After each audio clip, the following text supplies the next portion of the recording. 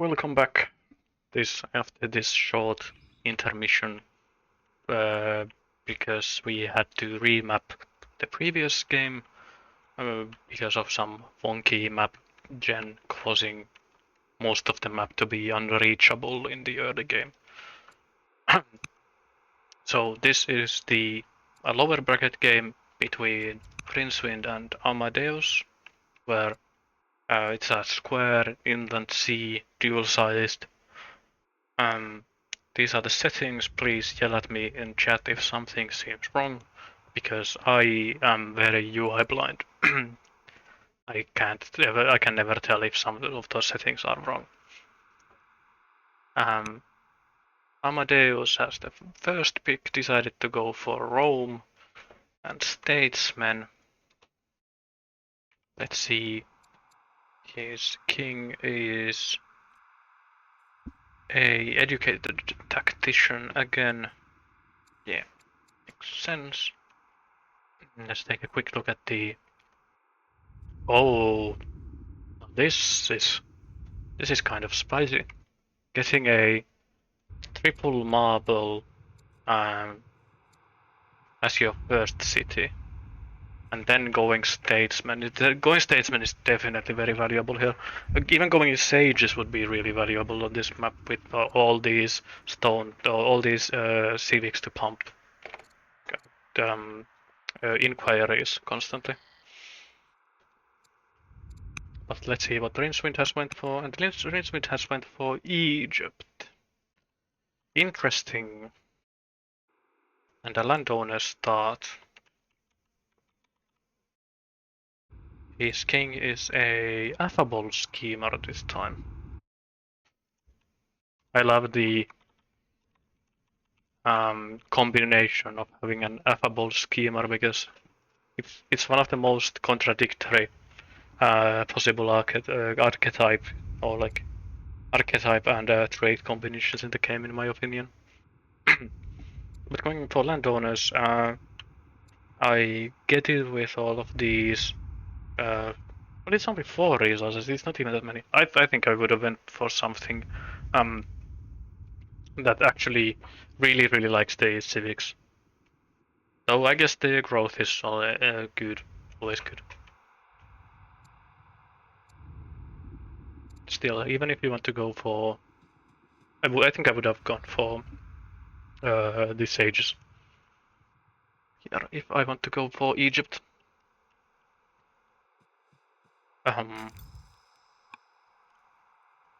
already harvesting some forces. So let's take a look at the map. So because it's dual size, let's take a city site count. Yes, this is definitely a super fast settler with the combination of being affable landowners. This is one site, 1, 2, 3, 4, 5 sites, maybe 6 sites. 6 sites on both, including plus the capital. So 7, 14. I think this is a 19 site duel, if I'm counting correctly. 1, 2, 3, 4, 5, 6, 7, 14, 15, 16, 17. Yeah, 17, not 19. 17 site map is still quite large for a duel.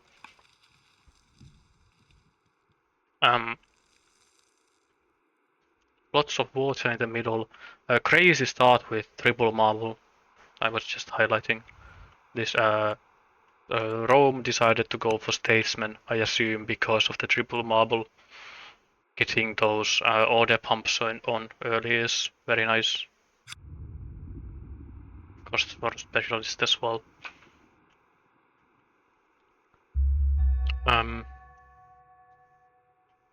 Once again, we get interesting mountains here that block this peninsula that you could otherwise walk across. So the players are actually quite far away from each other, being blocked by this one mountain. Actually, let me show this side.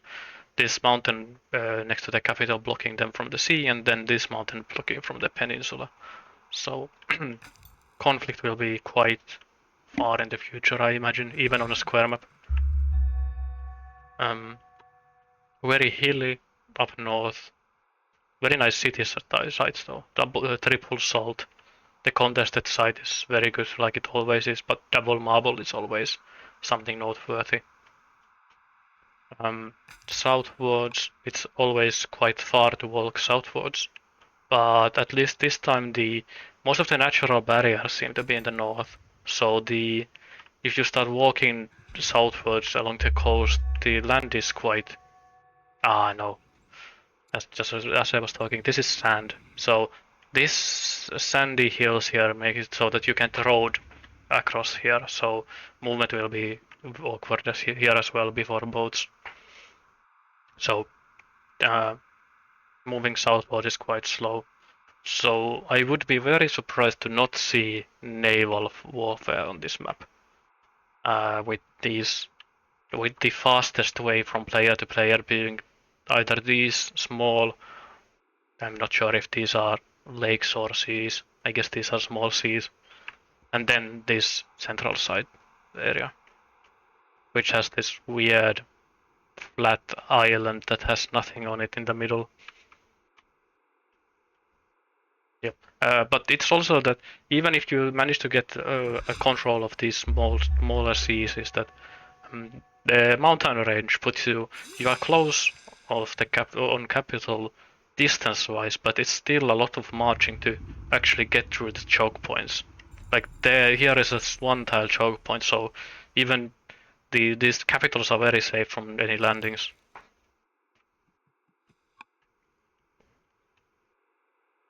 But I'm assuming that these small seas will be really important this game. Egypt went for Raiders as their second family.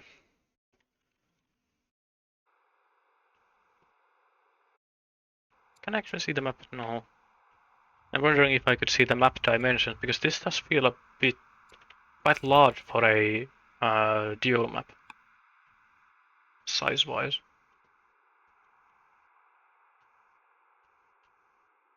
Especially with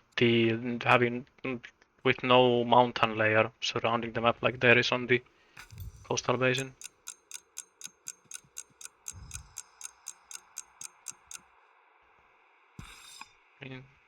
Taking the site there. From getting the settler out. Decided to go for a worker before a settler, I believe. Considering how late this settler was. Moving to take the site. This is a bit unfortunate that neither player has the traders family, because this would have been a really good traders seat with triple fish top. This is incense and dice, I believe. Yeah. No, pearls and dice.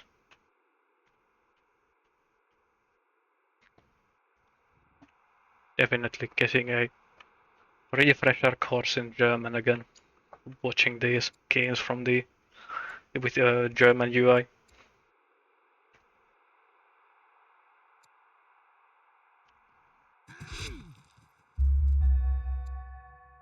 Let's see. The players are going.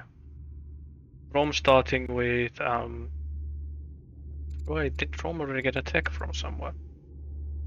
I believe Rome doesn't start with trapping. So I think they've gotten trapping from somewhere, or maybe it's just the competitive mode extra science that keeps tripping my timings up. That they already had to go trapping in 6 years or something. Even less actually with 20 science. So no, it's normal. But going for military drill immediately. Founding states minutes. Oh no, patrons as second city. Kind of interesting because no, it's gold. Oh, gold and silver, so it's 2 resources. Makes sense. Makes a lot of sense. For Egypt, they went for the starting text, then immediately to divination, aristocracy. Oh no, ironworking, I believe. And I wonder what city they will found here. got strict on the leader. Just building quarries. Deciding not to move. Oh, and lost the... Egypt lost their standard warrior here. That's hard. Did they move off that camp and let it spawn an extra unit? I'm kind of confused. Usually this shouldn't happen. It must have taken such a long time for the unit to move to the camp that the timing must have been off.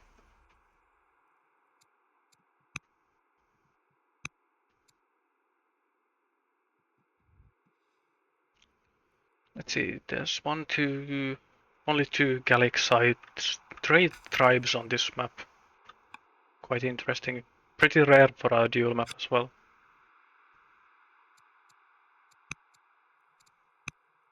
I think the tide already is quite quick.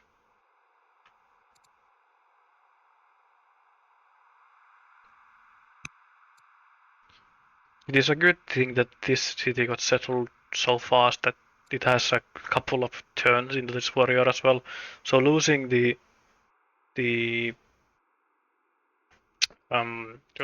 first unit isn't such a massive down like setback as it would be otherwise.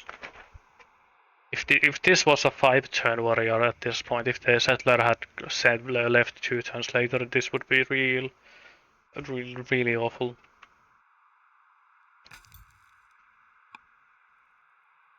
It's still not good, but at least this Rider's warrior is almost certain to have a general available for it. So there's a good chance that it can punch a bit above its weight.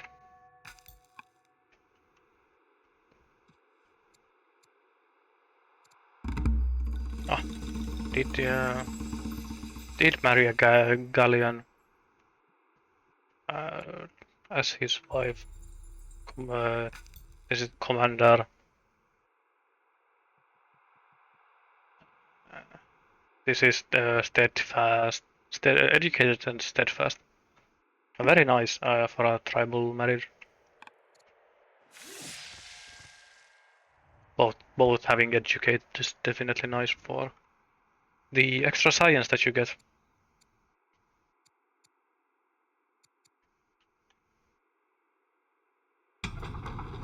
Going for stone cutters makes a lot of sense. Getting the extra civics up is never bad. I guess as statesman it's kind of overindulgent though. Is you already get so many civics that it's not such a high priority as it might be otherwise.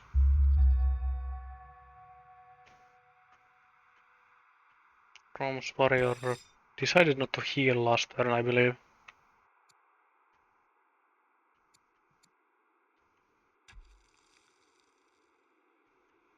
I'm a big fan of I don't remember who always says to do it, but I'm a big fan of getting an immediate military unit in my second city, no matter what family that city is from. So that if this worker was a slinger or a warrior, it could go out fighting basically as soon as this unit is healed, and then take this camp with basically no time wasted at all. Egypt got the settler ready, their warrior is in 1 turn, so they might have lost the warrior and they may probably lose a couple of turns of having this city up, but it will be basically equal to...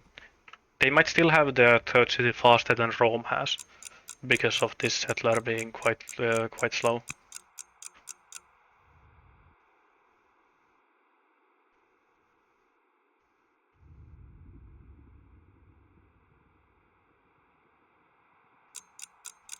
I do wonder what I would have gone for this map with these resources available, this triple marble and coats.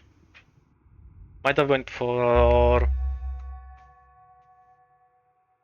I'm just a sucker for trader, so I usually like to play nations that get traders on any map that isn't like on continents and on inland sea.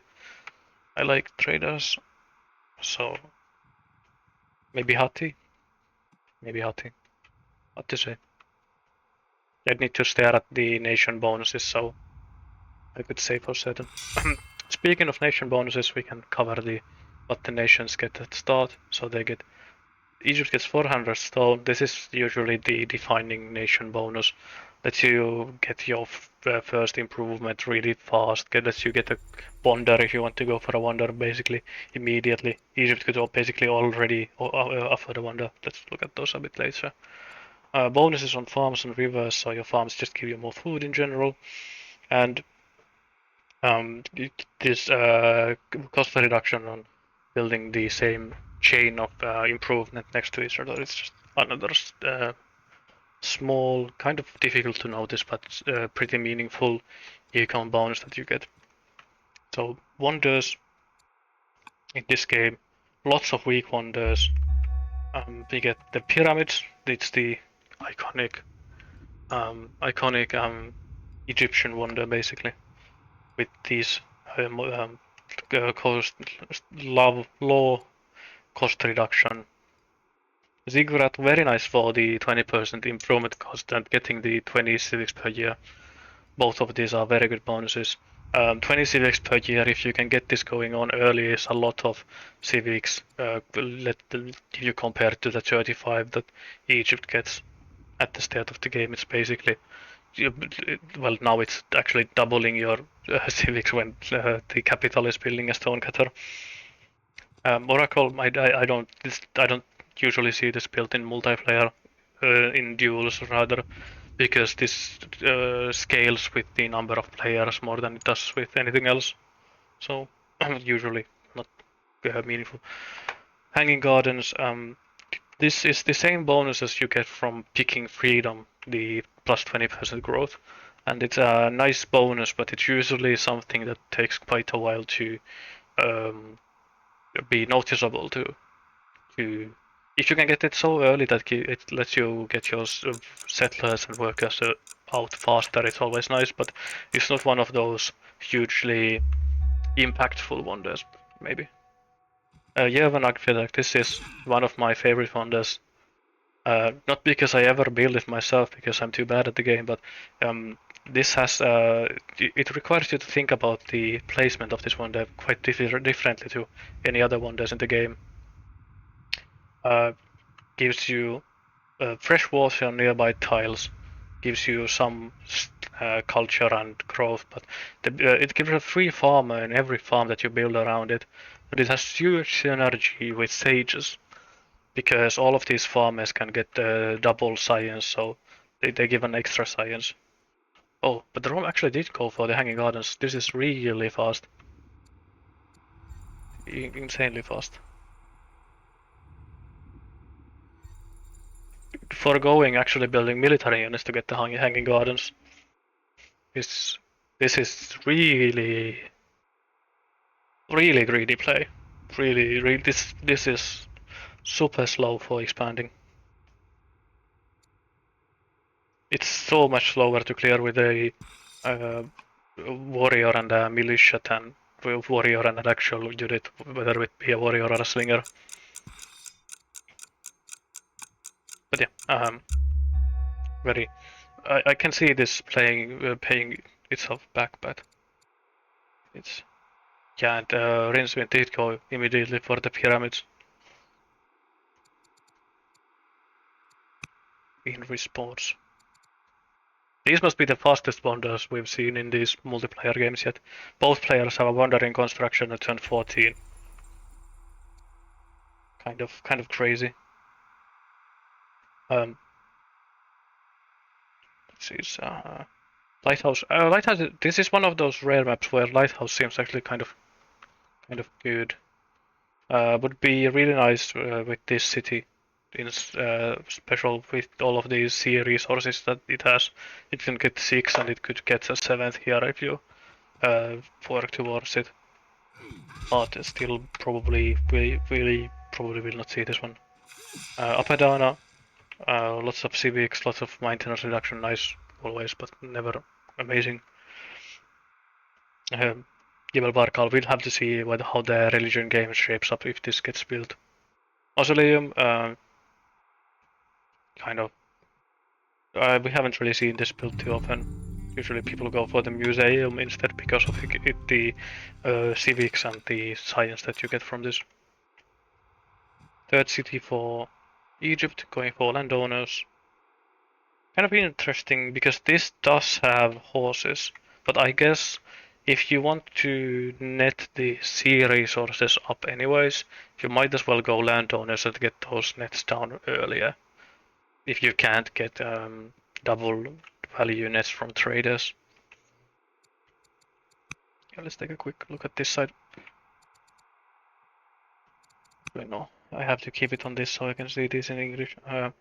For legendary circus maximums, uh, global training, some XP from mounted units, get you swift on your mounted units, which is very nice, but it's very expensive for that effect. Hagia Sophia gives you a lot of happiness, lots of global civics. Probably it's not militarily, it's a good econ wonder, but it's not militarily impactful enough to probably see play in a duel. Same is basically true for the Via Recta Souk. So a lot of the early wonders are really impactful, but then the later wonders are probably not something that we will see this game. So it doesn't seem like this will be a game for a fast culture rush. Yeah, and this is a really interesting map for a inland sea. A lot of these inland sea maps have been rather open, but this one has this really awkward middle island here. That is kind of just it works as a barrier for naval combat though, so it has some potential tactical implications. But yeah, as you can see, Egypt did lose their first warrior to this camp. Built a new one, cleared it, got their third city, and they have the third city faster than Rome has. So Egypt has still had really good or really comparable expansion even with that early setback. Rome is slowly trying to chip through these barbarians on the southern side. Let's see what the players have seen so far. Yeah, both players know where the other is, I assume. They do. Egypt has had really good scouting here. Went across all of the sea already, so he basically knows where everything is, except for the middle island.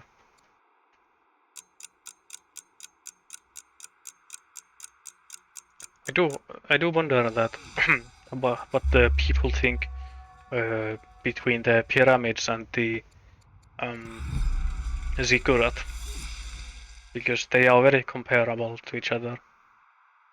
Because I think I prefer the ziggurat over the pyramids nowadays for the 20 20 per year civics and the improvement costs. Where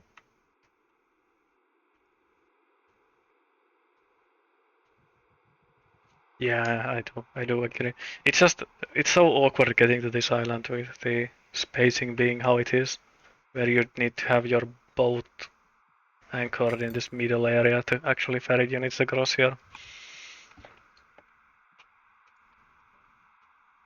It's it's interesting. Definitely one of the features of these square maps, the inland sea and sometimes coastal rain basins as well, is that the southern sides usually are quite far away from both players. So I would be surprised. I wouldn't be surprised if it took a long time for this side to be taken here. The the amount of orders you need to move your units to actually get to these camps is just so much. Takes so many orders.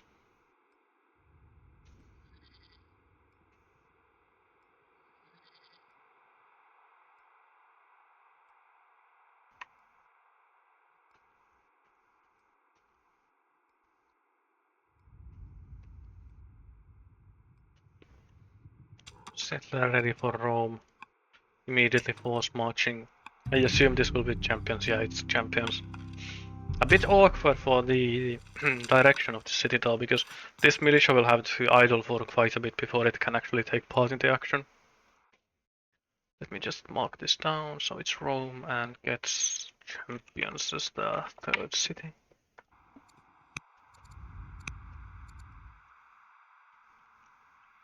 Egypt is...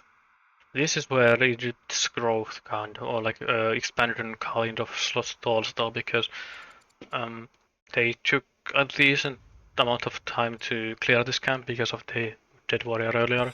So now this warrior has to heal while the other one is already pushing forward, and Rome already is close to clearing this camp. Actually has a warrior in danger. Let's see.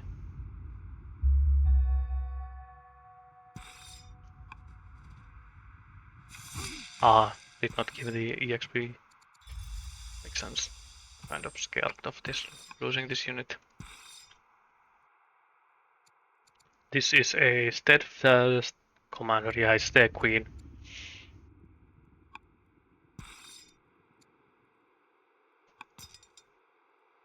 But I think these can clear this camp together with some time.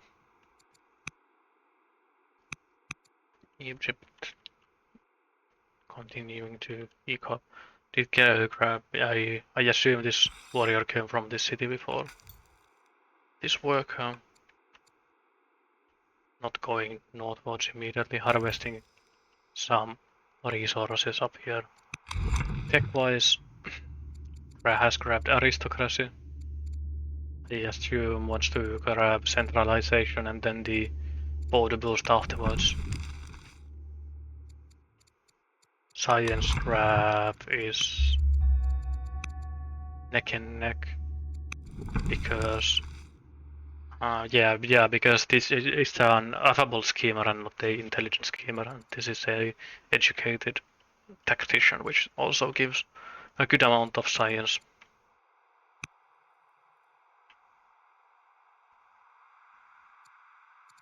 Family opinion, fine for Egypt, and unhappy patrons, but not unhappy by too much.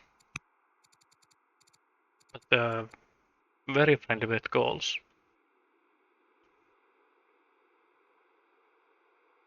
Interesting. So if Rome decided to go for an influence mission on the King of Gold, they could actually try to fish for a tribal alliance. And I think if you can get the 200 opinion with a tribe without it costing you like an absurd amount of anything, like this, the running one influence mission isn't too costly, and it could give you the tribal alliance, which is just very convenient for expansion. Let you move your units southwards and your settlers westwards. Yeah, it's something that you don't really tend to think too often about. It's just, I think every player has some. Oh, there's actually tribal peace for Numidians for Egypt, which is quite nice because Numidians are so far away that actually fighting them is very unprofitable at this point. Yeah, I think every player has some aspects of the game that they pay some extra attention to, based on what their favorite nations and playstyles are. And I'm a Carthage enjoyer, so I try to keep track of tribal opinion and stuff like that if I have the mental bandwidth to do so.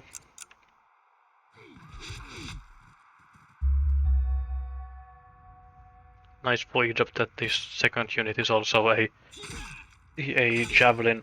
Makes it so that this camp clearing is a lot cleaner than it would be otherwise. Gets delayed by one turn, but doesn't matter because the settler is also delayed one turn. Oh, this is a cursed child. Oh, It wasn't the real peace, it was this the kidnapping event chain for tribes, so I assume that this will go for that Egypt will go for the last one and take the tribal invasion that comes afterwards for 10 legitimacy. Dealing with a tribal invasion this early is kind of awkward, but 10 legitimacy is still a lot of legitimacy. It's one order for the not quite the rest of the game, but for the next maybe 30, 40 turns, if you're somewhat lucky.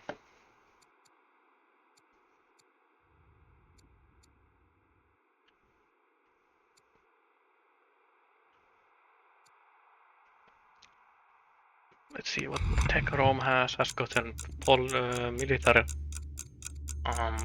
drill. All the tier 1 techs. Hasn't marked anything, but is currently researching husbandry for those pastures.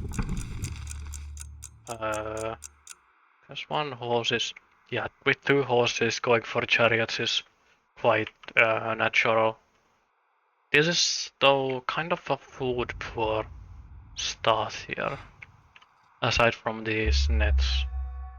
And he decided to go for the hanging gardens before the nets, so he has a lot of growth, but he actually doesn't have too much food to. He has to buy all the units that he wants to use that growth for. If he wants to go for settlers and workers, as I assume he wants to, so all those settlers will have to be bought with pretty expensive food even.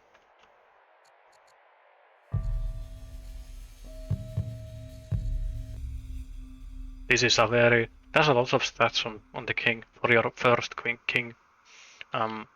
First king especially.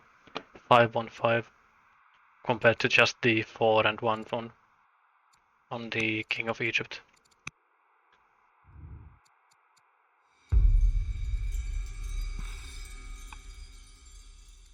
Let's see. No, did not see. Didn't see the tribal invasion event pop up yet, so I'm not sure what option he chose previously. Did get the last city or last family, which is sages. Makes a lot of sense, and I would also love to see a German aqueduct play in this city. I'm not sure where you would put it, but maybe here. This would be a 5 farm spot for a German aqueduct.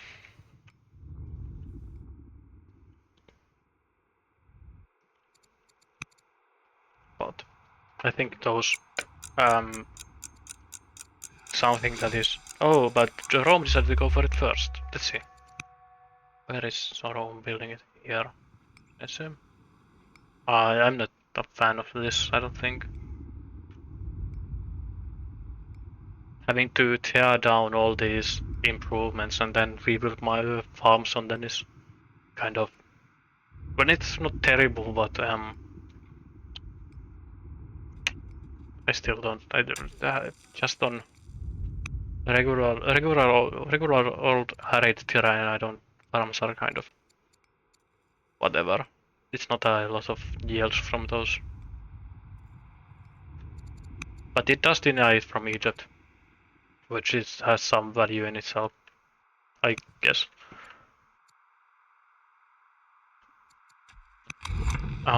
Egypt has gone for slavery and freedom and centralization.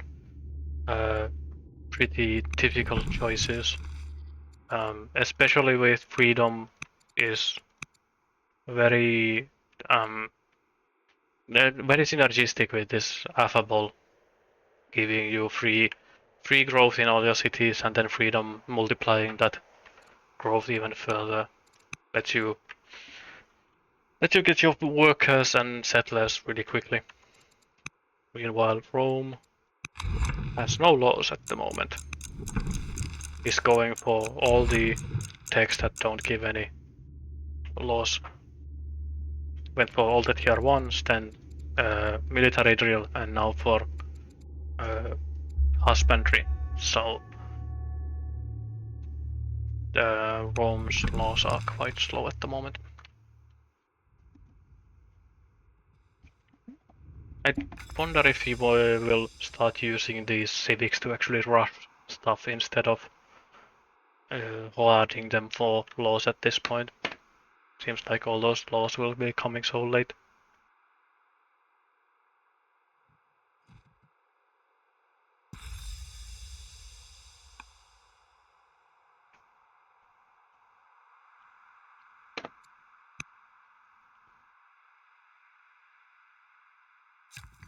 Egypt is improving these sea resources now.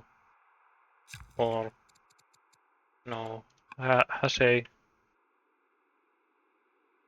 Oh, this must be border boost. I was wondering how he got these gems into his borders, but this is super valuable, this border boost, because now this long way around that Egypt had to take is a very short way around. No, rather a very short way through. They can just take this warrior, for example, and march it all the way to the goal camp in one turn. Well, 2 turns, but close enough. So this rather large mountain and sea obstacle didn't end up being much of an obstacle for Egypt at all. So we might actually see fighting over this area pretty quickly. Though I'm not sure if Rome is actually in a position to contest it before Egypt gets there.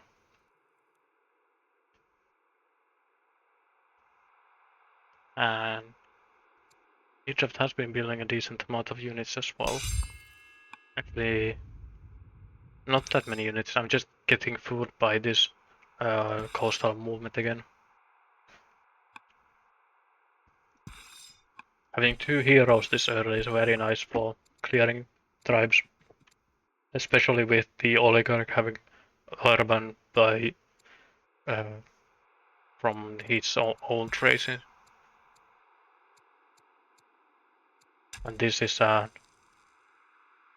this is very nice. It's a herbalist hero that he got from a family. So a swift herbalist hero is one of the best ways of clearing these Bav camps early on.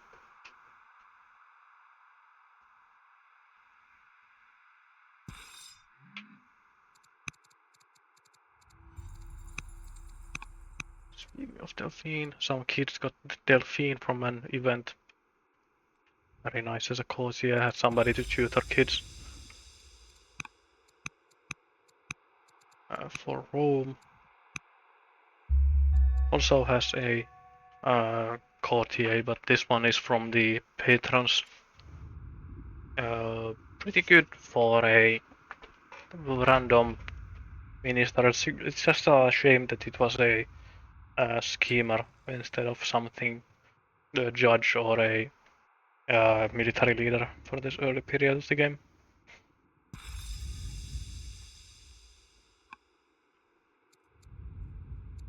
Yeah, this is a philosophy student. I don't remember what Göttlich. This must be humble, I believe. 4+2 charisma.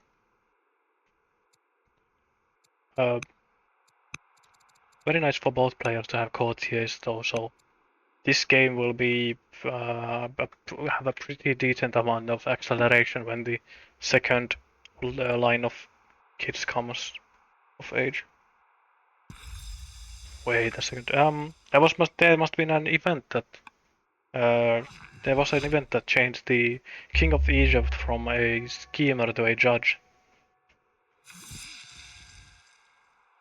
Because I am 100% sure that he started as a schemer. Interesting. Unfortunately, I don't think he can really take advantage of these judge bonuses aside from the hurrying, but and he is the governor here, and he did rush this miner as well. Yeah, it's very funny how this game is that Egypt is out expanding Rome, but Rome is building more wonders than Egypt. Yes, it seems like the game is very opposite on how you'd imagine it going from the description. But though this is already a fully upgraded warrior, double strike and defender, and this defender or whatever it's called, bonus on standing on urban. It's actually incredible how badly I remember all the names, and I just recognize everything in this game by its icons instead of its names.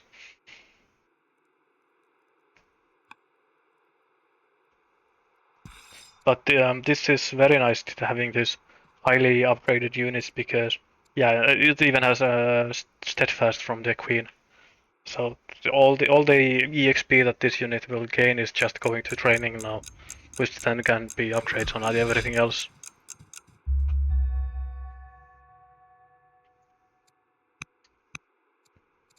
Egypt definitely does have the movement advantage towards the middle of the map, but let's see if he can actually take advantage of it.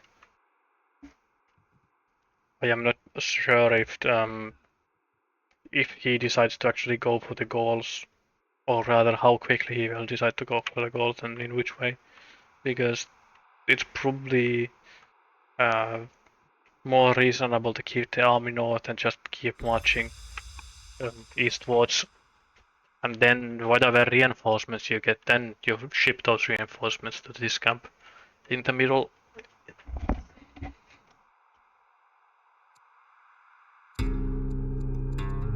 Let's see some events. Or stats on the air, but there's the joined by the devs themselves. Sovereign offering to be a part of Egypt. I don't actually remember where this event goes to, but I don't think it's anything too bad. Let's take a note of these connections. Sea connections are typical, and but this is two very valuable roads that you can make here. Let's see, you connect basically your capital to basically all of the rest of the map. Basically all the other sites are connected to the seas here. Yes, and the border boost, I assume that it went all the way to the coast and grabbed these gems here, because the Sage City did not have the silver in its borders.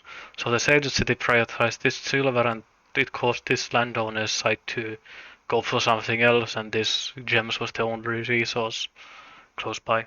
Probably these pearls and these gems is what it grabbed. But it's definitely something that gave us Carthage and, or not Carthage, I still have the last game on my mind, but it gives Egypt an advantage over Rome, is that Egypt does have the movement to the center while Rome doesn't. What's this? This is the German exit. It is still funny though that how this will count as a road tile, so Rome actually only needs one road to get to connecting all his cities.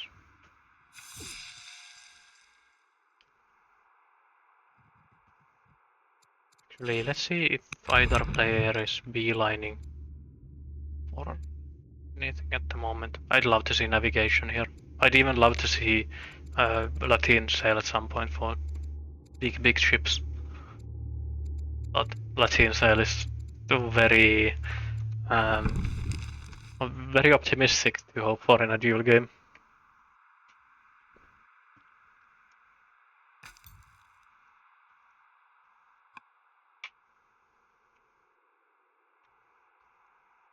It's also pretty interesting how because of the sea ends here right at the middle, whoever actually controls this side is actually kind of controls the entire half of the map because you can't just sail past this side on the northern side. Like here you can build your boats in Antium and you can build your boats in what's this city? Piemro, and they can fight over this. But you can't fight with boats on these seas before you control this side. This is the first site that gives you access to this sea and this sea. So you can basically go wherever you want on this sea with just one boat and you cannot be contested. I'm not sure how much it will play into the game, but if one player loses sight of this side, it's quite interesting to ship unit over from this side here by boat. There's a lot of interesting movement opportunities on this map, definitely.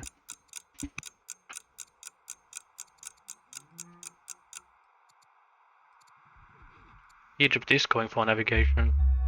Let's see if he immediately gets a boat after getting navigation, or if he is just getting it for the order bonus. Egypt is now at 5 cities, Rome is still at... Is it just 3 cities? Yeah, only 3 cities. Just got the settler down in Rome. Going for drama. I'm not a big fan of going for drama early on if you have your shrines available, and especially when you have some wonders that you have built so that you don't even need shrines to get to developing culture. I think you can get your culture pretty far with just shrines and chopping these luxuries. I usually find that taking drama later on is a bit better than taking it now early.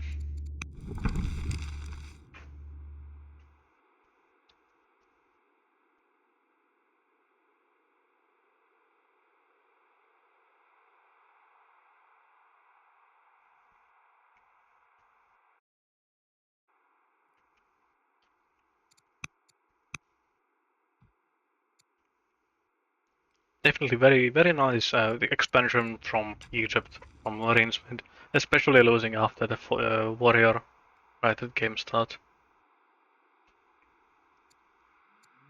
Actually, let me do my usual. So land consolidation count is 1, 2.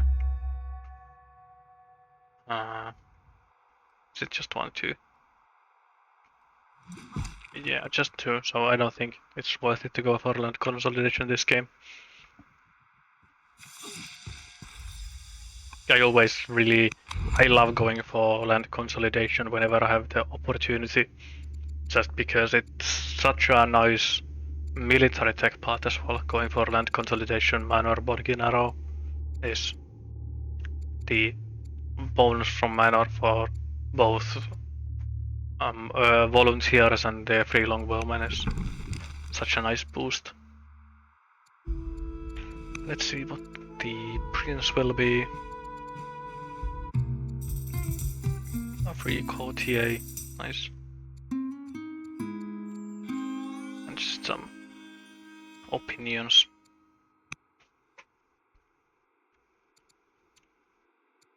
Need to grab the scientist.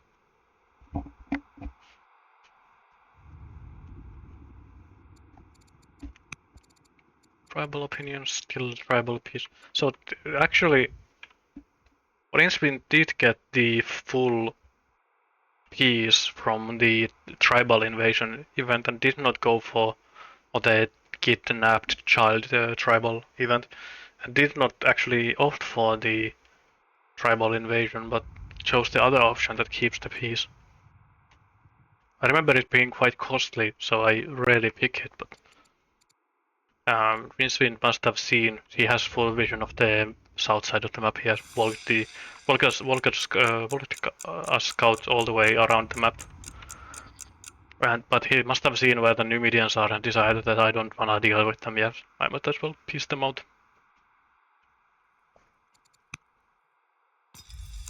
Meanwhile, Rome has not walked southwards yet, hasn't even found this Numidian camp there. Did get their fourth city, second city for the patrons.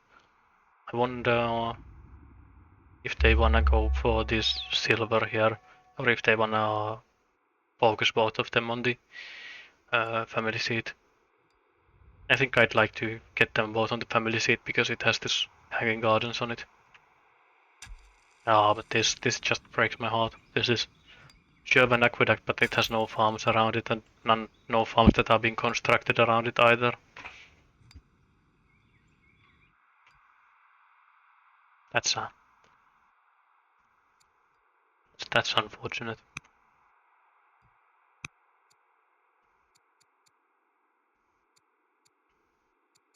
Rincewind is definitely just took the pyramids that he was able to get, and now is not going for any more wonders. Is happy with the cheaper. Oh no, this must have been he has gotten border posts, but he also has colonies. So I would not have been surprised if there was some manipulation here where Rincewind got a worker here to buy a tile that changed how the border post worked. Rather, because I don't think any units were here so far. But I wouldn't be surprised if the worker bought one of these tiles and caused the border post to jump all the way here. This is definitely a very good map for volunteers though. Lots of these coastal mountains that you can jump around by having a worker buy some tiles.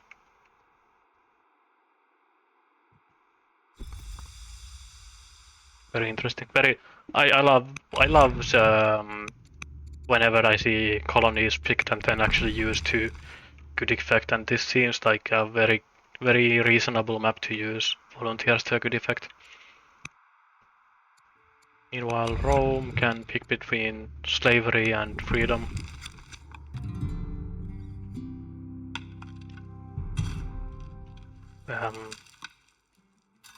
I would not be surprised by either of those. I'd be tempted by... No, I think I would still go freedom, maybe. It's the only having 6 iron as Rome is kind of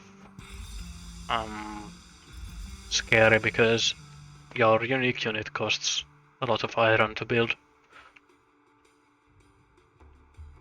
But with this amount of stone income, you can just sell your stone to fund everything else if you really need to, and you have a lot of income from your quick kings +5 discipline.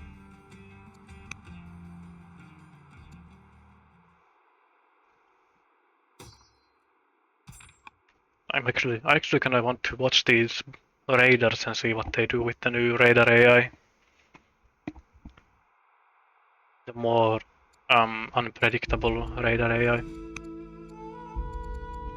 Egypt's heir is a philosophy student, not very surprising, but I wouldn't be.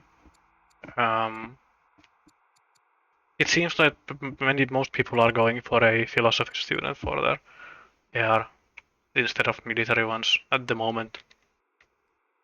Could be that people are wary of the infamous training accident from having a military student kid.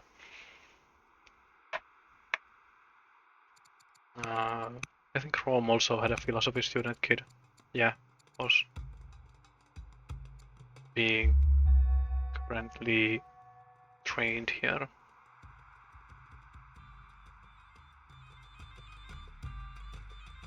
This is what's it called? The one that gives you the caravans, caravaner, the trader trait.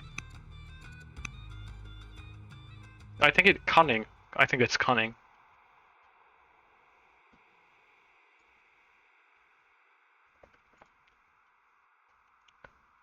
It's a very interesting trait to have in anything that is not duels.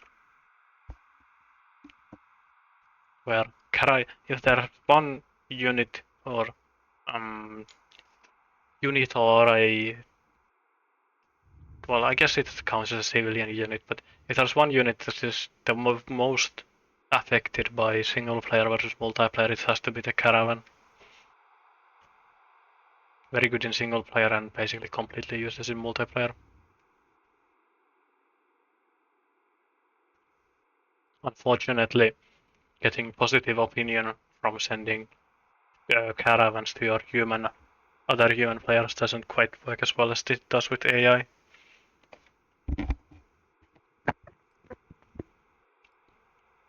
Double riders, double landowners, then sages. Seems like we might have a bit of a fight over this squall site here in the middle.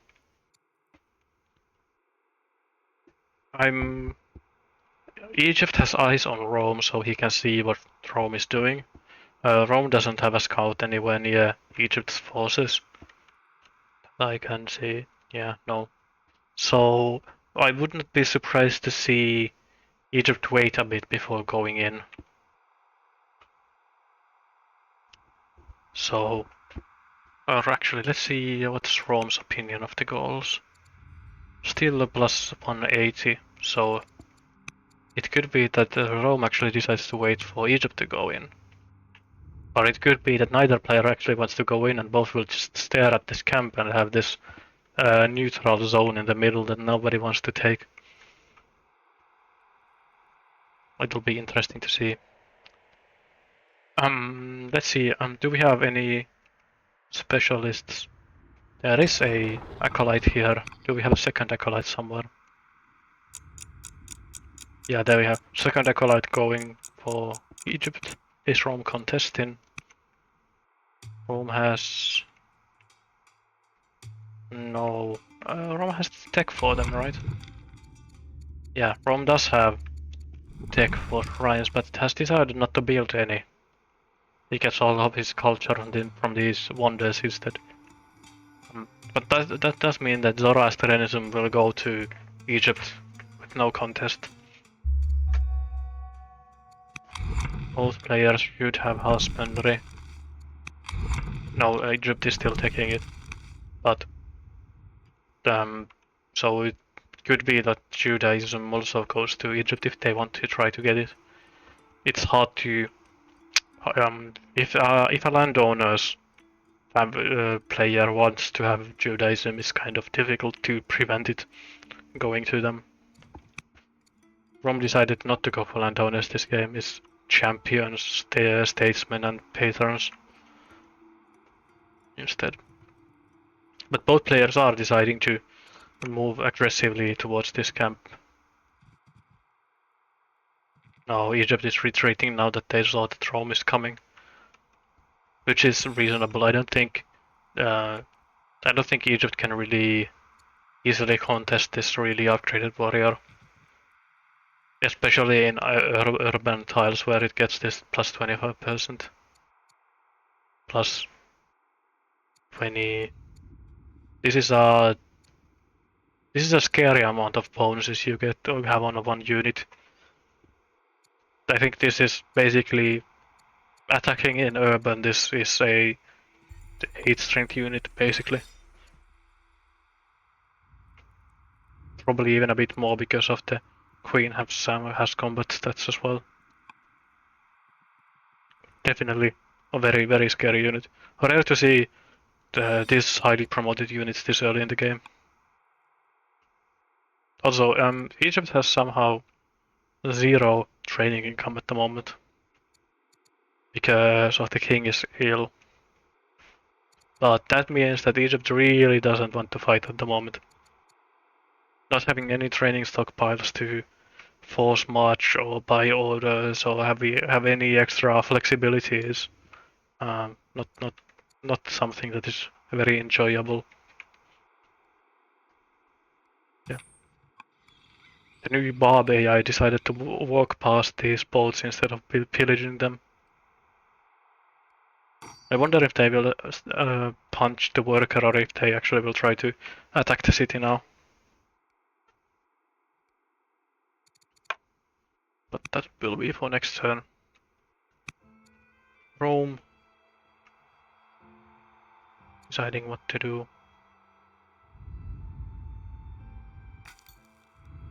Scouting down south. A very good prince getting a judge with a lot of stats, but corrupt, unfortunately. Not the biggest possible problem with the judge, where you get some of that money back from your discipline, but still kind of annoying.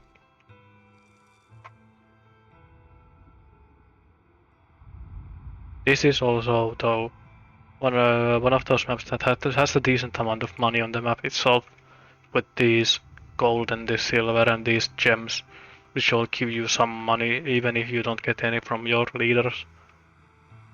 Because there have been some maps on this in this tournament where the only money sources either player has had was from landowners' farms, where there were basically no precious resources on the map, or all the nets are so far away so that you don't actually want to build specialists on the nets that give you money, and then players have gone basically like gotten money bankrupt, but had the other resources, but had needed to sell those resources constantly to keep the money coming in when they went for military leaders instead of economical leaders. But it doesn't seem like that will happen in this game.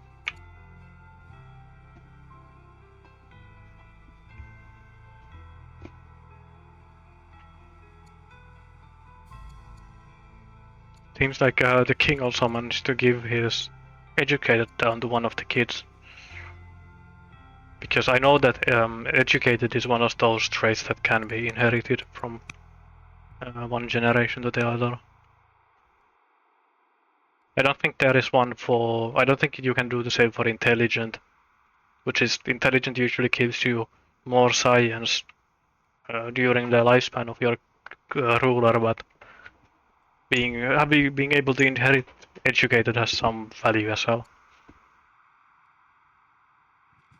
And both of these did decide to go for the worker. Interesting.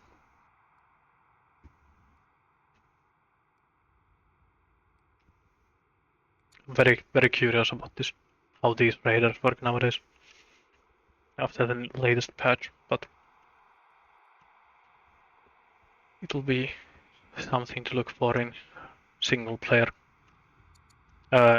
Because all the cities are building units now, Egypt is actually negative in training, and the only reason why he isn't even more negative is that he gets a lot of training from playing on competitive mode. Otherwise, it would already be minus 24 training a turn.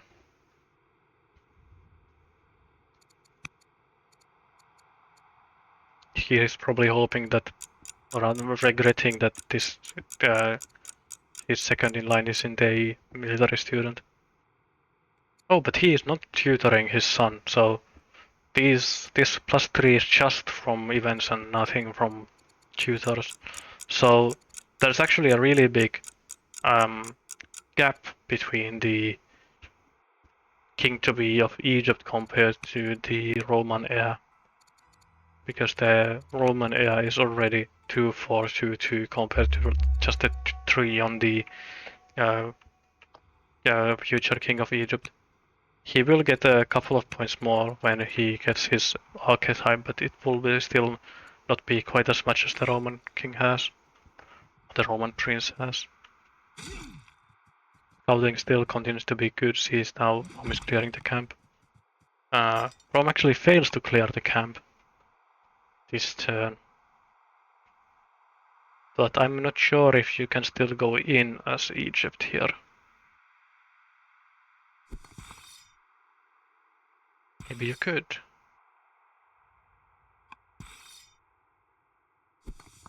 Because there's a couple of units that can one-shot this goal sitting in the camp. It's scary though, with these units being here. You can't really tell which player these units will go for. if you take the camp.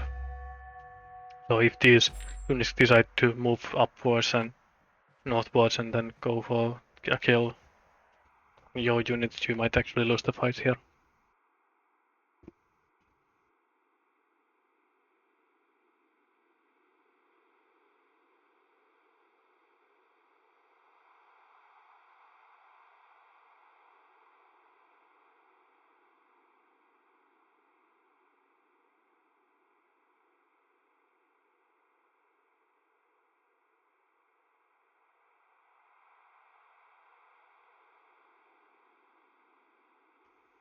I had to take a quick drink break because I've been casting the whole day, so I'm slowly, or not so slowly, losing my voice. Yeah, I'm going for the kill instead of the camp here. That's one Roman dead. Unfortunately, it doesn't have the opportunity to force much here because of the negative training. So this warrior is kind of just has to walk up but not do much.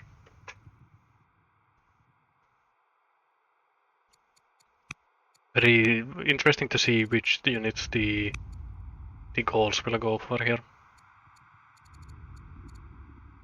I don't know if there's some logic that they decide to act here. If they wanna go for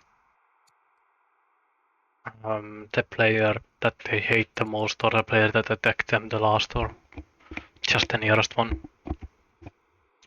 Also, Egypt might actually lose this worker.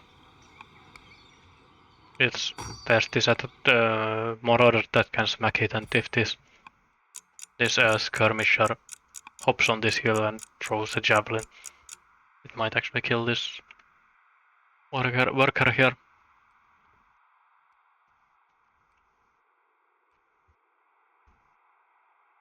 But I guess this is more important at the moment.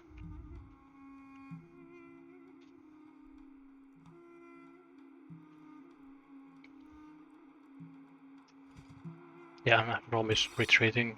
Doesn't wanna lose the super highly promoted warrior.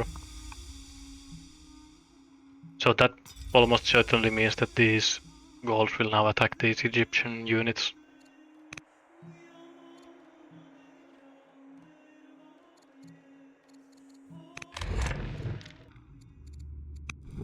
To check which laws Rome could adopt here. Hasn't gone for navigation, so doesn't even have the options for going for colonies. So this Aegean Sea is a lot slower to move through for Rome as this Middle Sea is for Egypt, which are already called Middle Sea.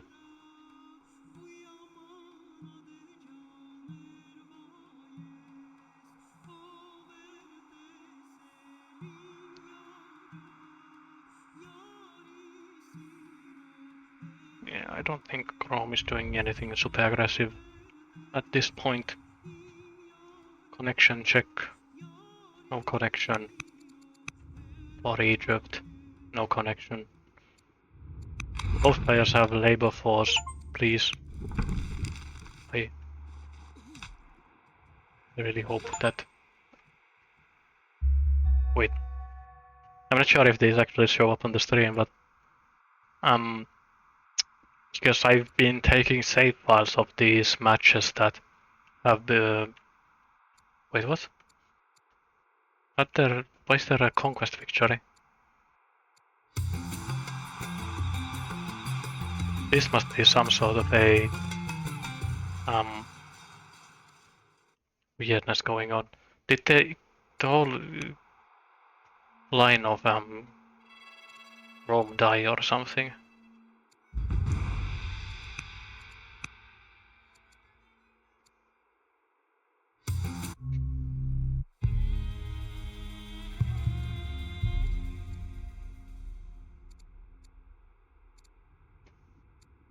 Or is this some kind of weird observer bug or something?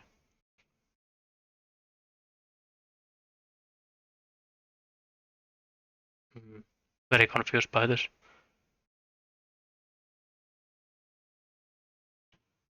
Ah, no.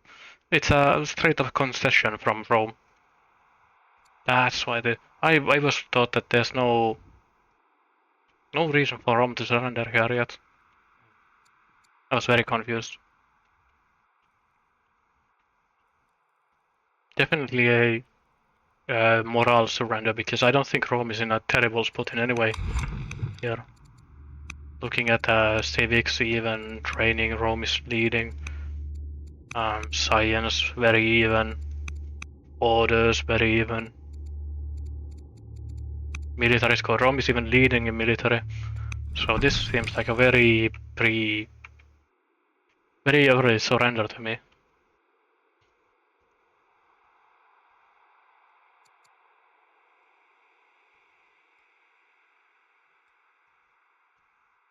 Mm. Well,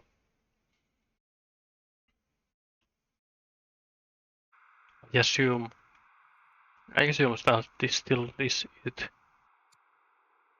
That this is actually a game end. But if there are any devs in chat still, um, I got the achievements for winning a game for spectating this one. For all the achievements the for like the small multiplayer maps, which is pretty interesting.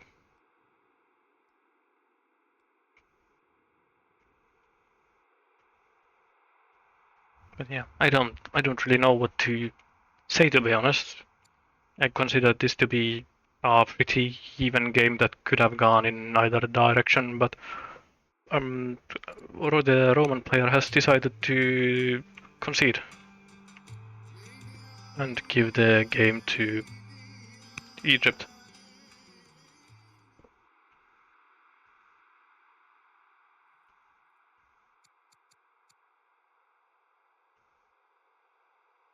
But yeah,